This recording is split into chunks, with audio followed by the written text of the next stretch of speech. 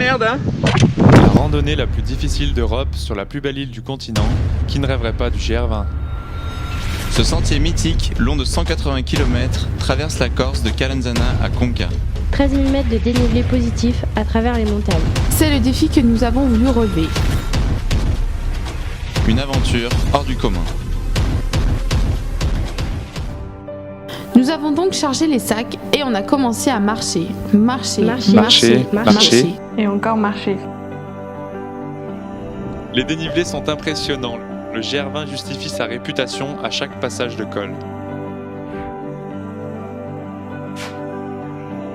La route est longue et sinueuse, mais on ne s'ennuie jamais à travers de tels décors. C'est tous les jours la même histoire. D'abord on monte les tentes et ensuite on lave le peu qu'on a dans le sac.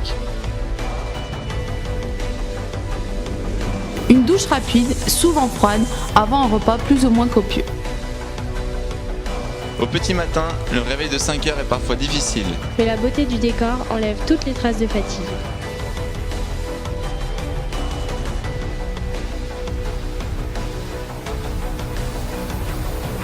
Sur notre route, nous aurons fait de drôles de rencontres.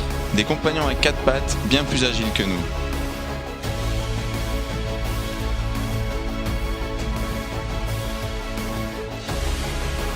Cette montagne est la leur et notre présence ne les intrigue même pas. En dehors des refuges, la présence humaine sur le GR20 se résume aux nombreuses marques rouges et blanches. Un long fil conducteur. La troupe s'est même agrandie au fil des jours. Un guide un peu particulier nous a ouvert la route sur 3 étapes. Une sacrée rencontre.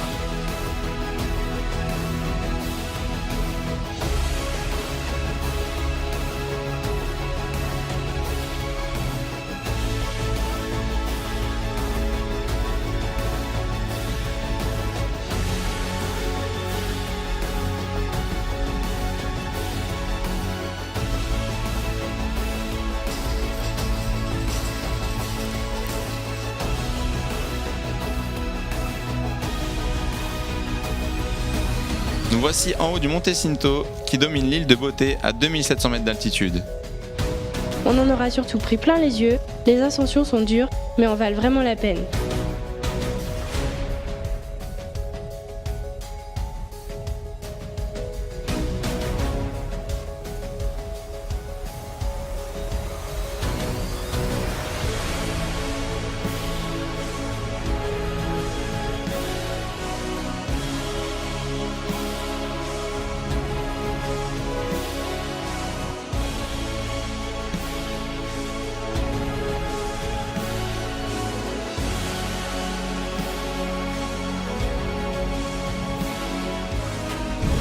Cela n'aura pas toujours été facile, il a fallu s'accrocher, grimper, escalader.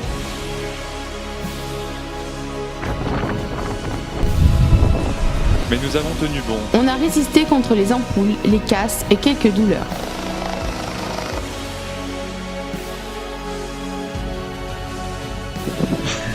J'en peux plus. Hier, on se baignait presque dans la rivière.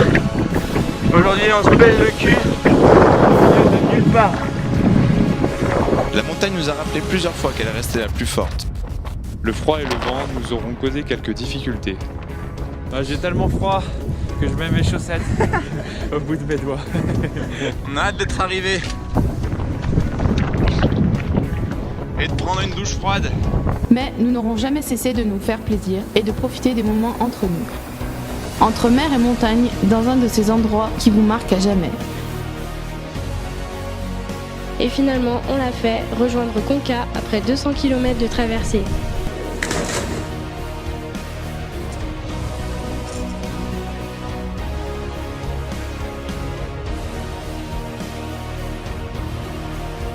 Et par-dessus tout, on l'aura fait ensemble. Tous les 6.